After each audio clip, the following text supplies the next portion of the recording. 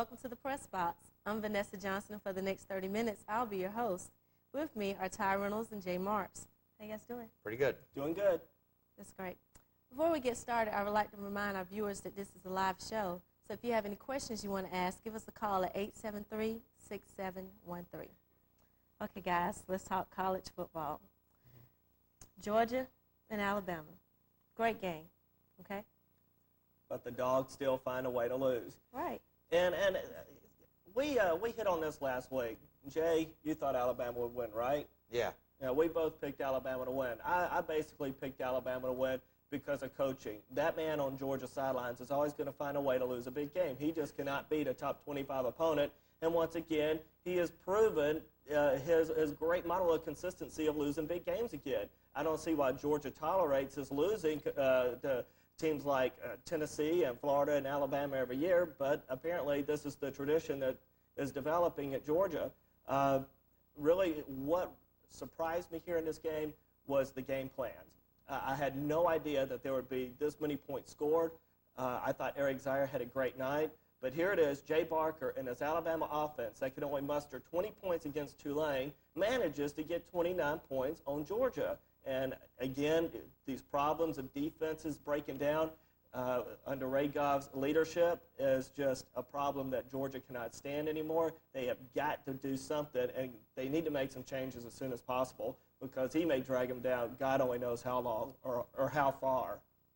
Yeah, Ty, I'm with you. I thought that if it was a high-scoring game that Georgia would win it. I think we talked about that last week. And if it was a low-scoring game, which is the way Stallings likes to play, that Alabama would win it. But here's a high-scoring game, and Alabama wins. I think the problem with the game, it looked to me in the fourth quarter especially, was Marion Campbell again. I know they brought him in as a savior for Goff to shore up that defense, but he did it. He didn't in Tennessee. He didn't adjust when they just kept slamming the ball. And then in the Alabama game, they were ahead, trying to hold on to a lead. You knew Alabama was going to pass, yet these guys were wide open. And I just think they had some breakdowns in the secondary, and part of it was the scheme that Marion Campbell went about playing that fourth quarter. I just think that he's either over their heads or he was sound asleep. I know he's traditionally early going to bed, but I don't know what it was. Georgia just couldn't hang on to the lead, and they had the ball at the end, and that's, I guess, the situation you want Zaire to be in. Since he's one of the best quarterbacks in the nation, you want the ball in his hand. All you need is a field goal, and I think that last pass, he pretty much let everybody down. Everybody thought there was going to be a great Georgia comeback, but it just wasn't to be that night. I'll play the devil's advocate here. Here it is. You're going against Alabama, who I think has some of the greatest defensive coaches in the country. Their defensive line coach, Dubose, and Bill Oliver, the defensive coordinator. You've got the ball on your own 20-yard line. You're playing in Tuscaloosa. You have no timeouts left. Alabama knows you're going to pass. Georgia was successful that night moving the football because they mixed the run and the pass beautifully. They had a great offensive game plan. Hines Ward was wonderful, gaining 137 yards on 22 carries. Eric Zaire was on fire.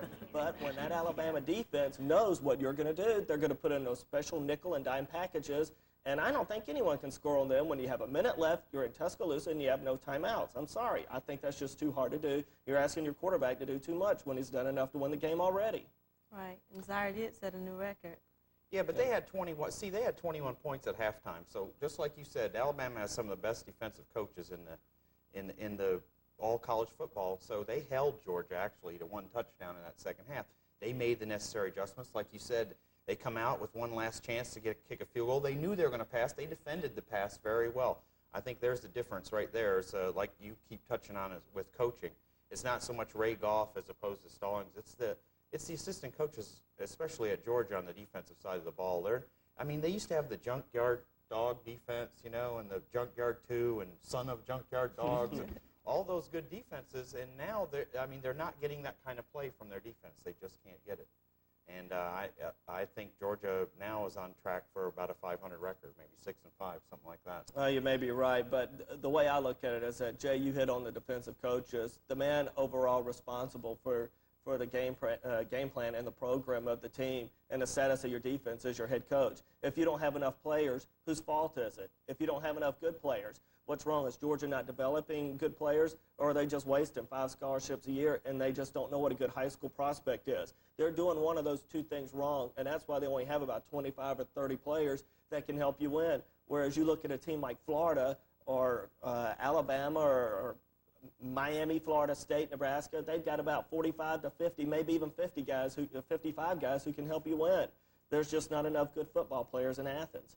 I definitely think over the past couple of years that Tennessee and Florida have out-recruited, and probably Alabama have out-recruited Georgia. And there's definitely a swing in talent. Georgia's getting some players, you know, and they're hyping, oh, we wanted this guy, we got him, and like the Heinz daughter. But, you know, overall, I don't think they're getting, like you said, the depth that the other teams are getting. You got to go out and recruit and get tons of people on your roster so that when someone doesn't do the job or gets hurt, another player could step right in and do a job. I mean, with Tech, that's what's going on with Tech. I mean, they probably had a good starting 11 on both sides of the ball, but they're nowhere near that. Substitute players, and they're trying to play through injuries with people that are 18, 19 years old in a big man's college football game. They're not going to get it done, and that's probably why Tech's 1-3 or 1-4, whatever they are. They're pretty bad, I know that. Record-wise, I still like the team and support the team, but they're pretty bad record-wise. Well, it sounds like you guys are screaming replacements on Georgia's coaching staff. Well, I don't think there's any doubt Ray Goff needs to go. Ty, you want Ray Goff to move on? Yeah, I think it was time to do that about three or 4 years ago, maybe. But he's had his chances, the record speaks for itself. He's 0-4 versus Tennessee. He's going to be 0-5 versus Spurrier this year. He's 1-2 against Alabama. I mean, he's 3-3 against Ole Miss, and a 3-point win at home against Ole Miss, a good victory. If your program considers that a good victory, I think you got problems, because Florida beat these guys by 24 on the road, and Steve Spurrier's not happy. So I think there's a big difference. Maybe they can bring in Matt Robinson to coach the team next year. Matt Robinson. Another Georgia quarterback. Third and long, huh? Yeah, there you go. Well, how does Georgia look this weekend against Clemson? Well, first of all, I want to sit here and talk about some replacements. I still want to stay on this other question, Vanessa. Some of the people that have been talked about to take this job have been Mac Brown at North Carolina, who I think is a good coach, but can only get you maybe 9 wins in the SEC. I don't think option football can beat teams like Florida and Tennessee. I would really like to see Georgia take a close look at a coach like Sonny Lubick out there at Colorado State. For years, he was a defensive coordinator up under Jimmy Johnson down there at Miami. The man knows how to coach defense. He's got that little Colorado State team ranked number 18 in the country right now, and they have a big game down in the desert this weekend against Arizona. So I'd like to see how he handles that. I think our director's saying, change it. Don't listen to him. Yeah, all right. I think, yeah, there could be a number of replacements. I really think that if Dogs go 6-5 or 5-6, that Goff will move on to his farm or somewhere like that. But as far as another coach, you can't talk about replacing him until they actually get this guy out of here. So, you know, the Colorado State, that'd be a good one, but their program is good right now. You know what I mean? They're going to have to throw some money down on the table to get that guy. Oh, they can get him. State. All they have to do is snap their fingers and he'd come a running. Okay, well, we have a phone call. Thank you for calling, caller. You're on the air. Hello? Yes. You're on the air. Can you hear me? Yes. I want to know what you think about a 40-point spread in the Florida-Georgia game. I don't know. 40 points may be a little too much, but if it happened, it really wouldn't surprise me, to be honest with you. I think Florida is just an unstoppable team, but it's not going to be a 40-point spread. Oh, you mean Florida's going to be favored by 40 points? Jay, boy, you're on top of things now. But it wouldn't surprise me one bit to see if Florida came out as a 20-point favorite for that game with the way things are going right now, and I could see them covering that. Well, because it's to answer the caller's question, because it's a traditional rivalry in the SEC, I don't think you'll see the point spread that high. 20-25 is a really high number for a conference game like this, especially traditional rivals. But you know, it depends on how Vegas feels. I don't really think that the lines are set up to judge how good a team is as opposed to their opponent. It's more for betting purposes, right. You know. And so if everyone's going to bet on Florida and the line's going to be 25, then yeah, they may bump the line up, you know. But that doesn't say that Florida's 40 points better than Georgia or that Georgia's 40 points worse than Florida. I just think there'll be a big spread in that game, and Florida probably will cover. Okay. How about a game that's going to be sooner, like this weekend? What about Clemson and Georgia? That should be a good game. Here's another traditional rivalry. Yeah, Georgia's a 10-point pick in this, and I think the game's going to be closer than that. I think Georgia is going to win. I don't think Clemson's defense will see an offense like Georgia's until, of course, they play Florida State. But I think Georgia will win the game. Clemson's been playing some good defense lately. Here it is, they shut out Maryland at home. And if you want to know how good Maryland's offense is, that's Florida State. I mean, they scored some points on those guys. But then, again, Clemson is having to play on the road. I think it's going to be awfully hard for them to win on the road. I think this is a very young team that Tommy West has. And I just don't think he likes too many of the players Hatfield left him. He's taken a wide receiver. He's moved him to a quarterback. He's basically running an option ground game. He's taken a wide receiver now and moved him to tailback. And Tommy West, it's going to take a little while for him to make some progress. But I just think that he's got some good players over there. And Clemson, I think, is going to keep this game close. I do, too. I think, to use your allusion to the Mississippi game, if Georgia wins this game by a last-second field goal, it'll be a great win for Georgia. Yeah, according to Ray, it will be. Well, they need wins like that. I'm telling you, they got a tough schedule. They've already played Tennessee, Alabama. They got to play Florida. They got to play that awesome Georgia Tech team at the end of the year. So we'll see. I mean, they got to have the games like this, Ty. And you, as fans, Georgia fans, got to be satisfied with the W and not, oh, well, he could have won by 10, he could have won by 20. They need to try and string together some W's and go to that Poland Weed Eater Bowl or whatever it is. Okay. Well, we have a phone call. Thank you for calling. Calling you on the air. Hi, Miss. Hi. I just wanted to say first that I do enjoy your show, but I have a question. I wanted to know what was going to be seen in the future of Georgia Tech's football program.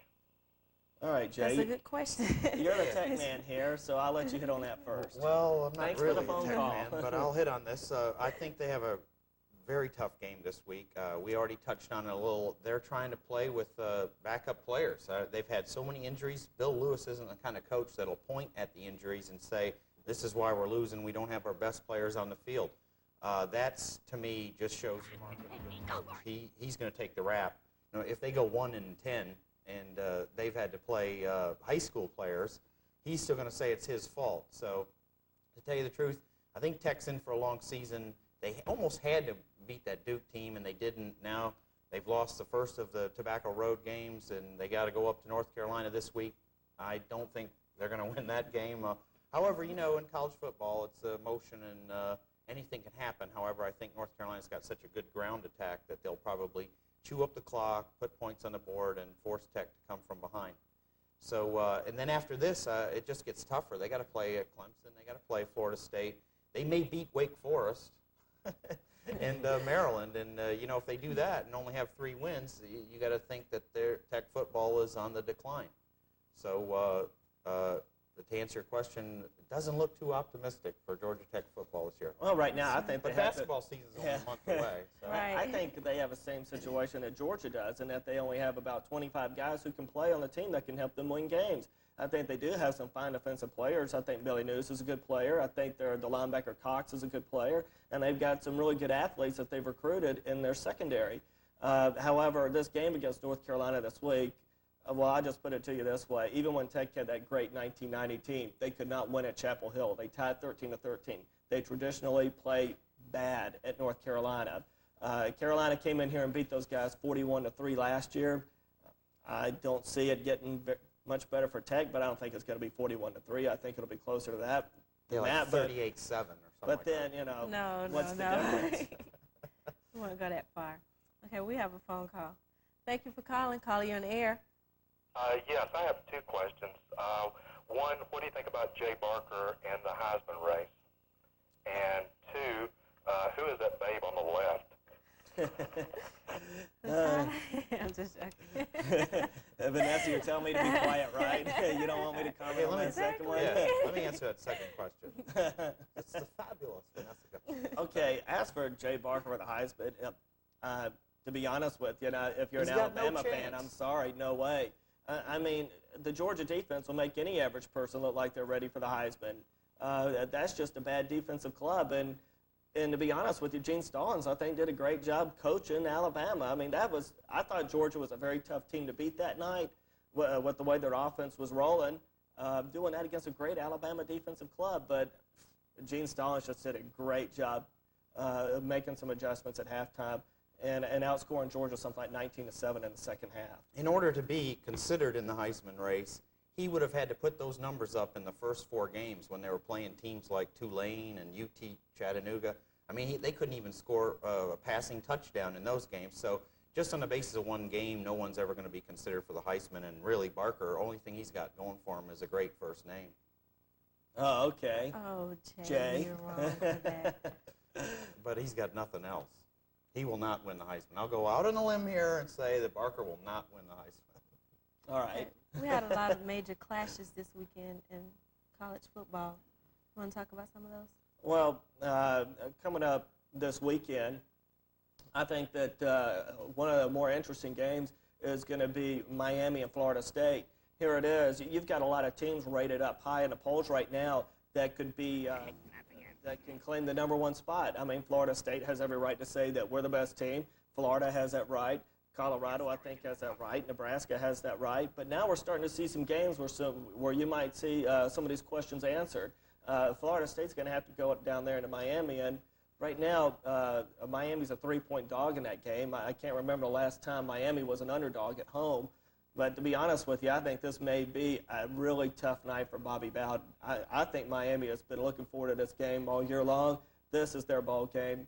I really like Miami in this game. That's who I'm picking. Plus, after winning 59 straight games at home, now all of a sudden they're the underdog. Can you imagine Florida State going into the Orange Bowl and being favored? I just think that throws the ball in the Hurricanes' court. I mean, that's something to motivate them. Now they can trash talk all week saying how they should be favored. They're at home, you know, and it's going to be a great game. I see this being won by a field goal. Both teams will be able to come flying down the field at the end of the game with the game on the line. And, whatever happens in the first, second quarter, I don't think will matter in this game. It's just going to be whoever has the ball last. If Florida State wins this game, I'll be very impressed with them and their coaching staff. I thought North Carolina really gave them a run for their money in that Saturday night game down in Tallahassee. I think Bobby Bowden nearly blew the game single-handedly when he started putting his reserves in, and then all of a sudden North Carolina made a big comeback on him. I just think that Bobby Bowden in no way have mistakes happen in this game. If Miami is going to win this game, I think they're going to get some turnovers, and that's why I am picking Miami. I think they will get some turnovers. We'll just have to see. We have a phone call now. Thank you for calling. Calling on the air. Thanks. I'd like to know, what do you think of Steve McNair for the Heisman? And who is that babe on left? The fabulous Vanessa Johnson. Once again, all these callers. Well, do you want to put your home phone number out there on the screen, or 873-6713?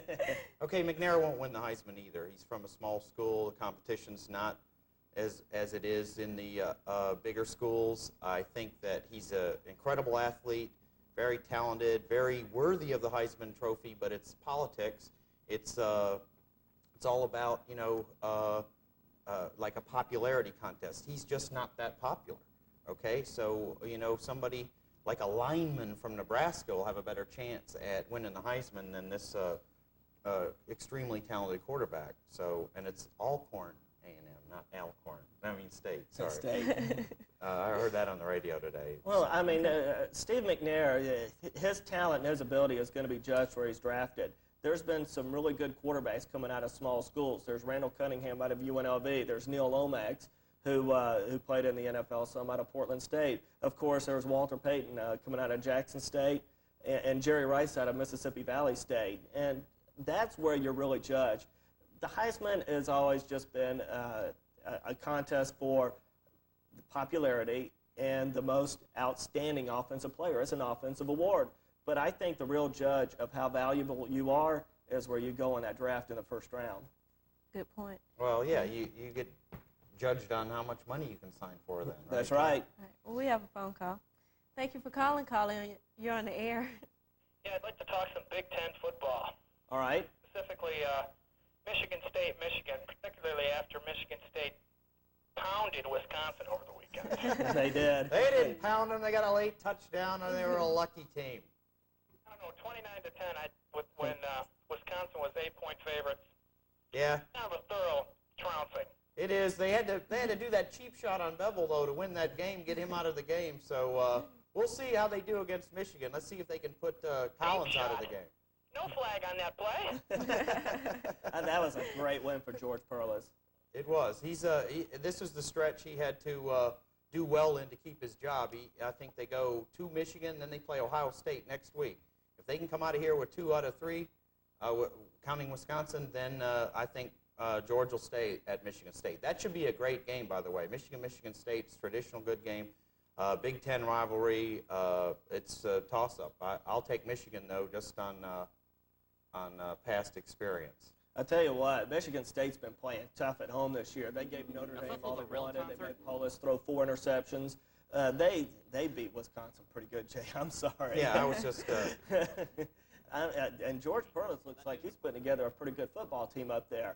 They still have some other tests. They do have the Michigan game. And then also late in the year, I would really like to see Michigan State get in on a roll because they had that season-ending game with Penn State, and I'd really like to see that turn into a big football game. Yeah, you want to talk Big Ten football, that's where you got to bring up Penn State. I think that neither Michigan or Michigan State will be are the favorites to go to the Rose Bowl right now. You'd have to say Penn State. I mean, they look like they have it all this year, plus one of the best coaches in the country.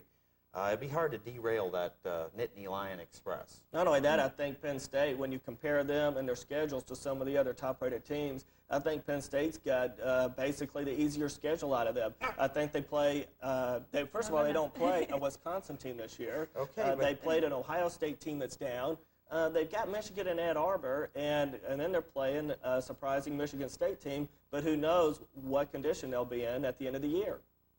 Okay, well, no schedule in the Big Ten is easy. Just ask a Wisconsin or ask a Purdue or ask Illinois. Every game is tough. I agree. Well, we have a phone call.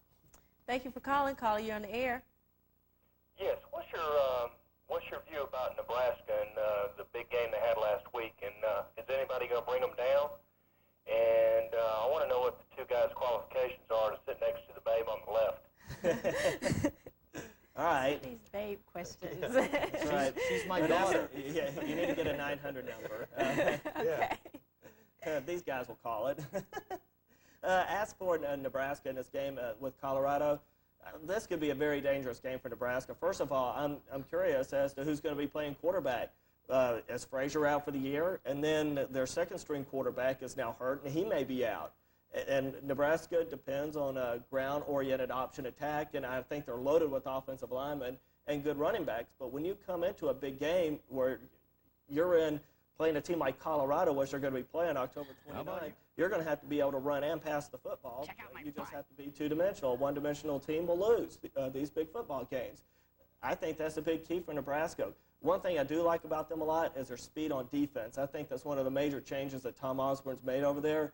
I think Nebraska is really a tough team to score on, although Wyoming did a pretty good job of it. Well, the only reason is that they were a little down, losing Frazier, and then when the backup quarterback went out, I think they were a little nervous about trying some different things, and they just, like you said, they have a tremendous offensive line, and all they did was just get back to basics, pound the football at Wyoming, grind it out, beat them. I mean, sure, they didn't win by 70 points to maintain their tie with Florida, but they won the game. They did what they had to. You see, a good program will do that. They got in trouble early because Wyoming can pass the ball, and they used a couple of reverses to open it up. But then when Nebraska got focused, I mean, they just mowed them down, and I think this could happen. The speed, like you mentioned, in the secondary can probably play a role in holding Colorado down. And then if the game's close, you'll see a Nebraska team just take the ball and methodically jam it down their throat to win that game. I would say that would be the only test for Nebraska, wouldn't you? Maybe a K-State or a Kansas. No, they're not going to be good enough to compete with them. Yeah, but the Big Eight is not the Big Ten by any means. So those fringe teams will probably fall. Okay, guys, you know what it's time for? Monday Night Clash, sponsored by Dirty Owls on Northside Drive.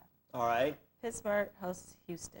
Well, in this game, I really don't think Pittsburgh's not going to try and take too many chances. Last week, they went into Seattle, and they just put up big-time numbers and got stomped. The reason they got stomped is O'Donnell threw about 50 interceptions in that game. I think Cowher's going to put the clamps on him. I think he's going to try and sustain a running game.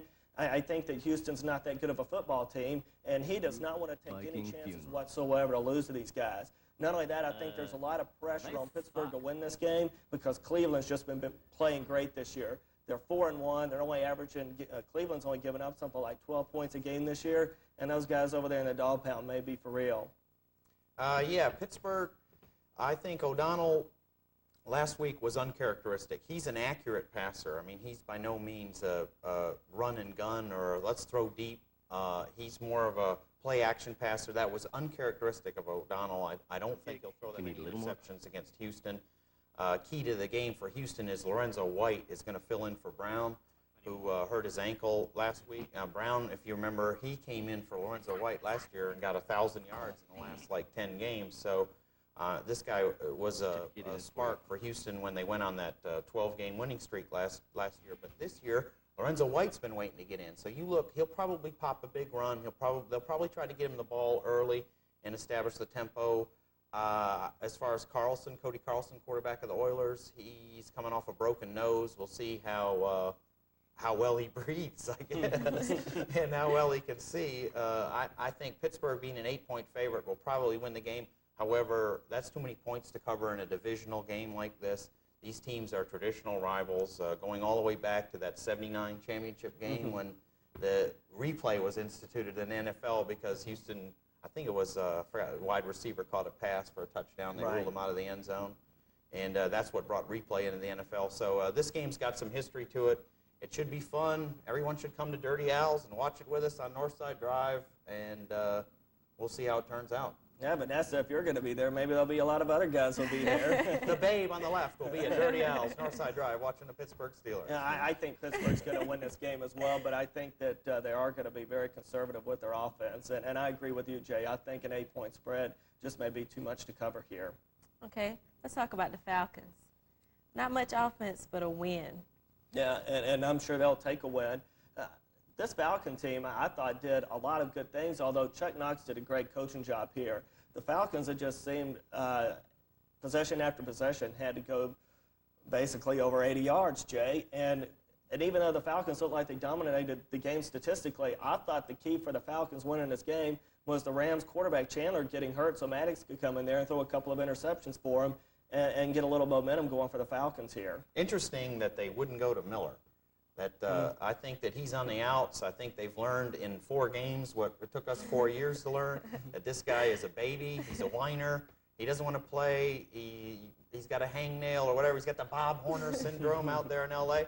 And the Rams, though, what it was what we've been talking about here is a divisional rematch. In the NFL, they're always going to be close like that, you know. And what did we say at the beginning of the year? I said if the Falcons can sweep the Rams and sweep the Saints in their division, they have a shot at going to the playoffs. And what have they done? They've swept the Rams. Now we've got 2 games with the Saints. We'll see how they do. If they can win those 2 divisional games, they might sneak in back door in a wild card. Who knows? I think the NFC has a lot of weak teams this year. There's a lot of balance in the league, and I think you may see a few surprises for that wild card position.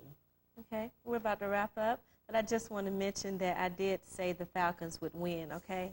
To both of you guys, okay? All right. I'd like to thank you guys and thank our callers and viewers. But be sure to join us at Dirty Al's on Northside Drive, and we'll see you next week, same time, same channel.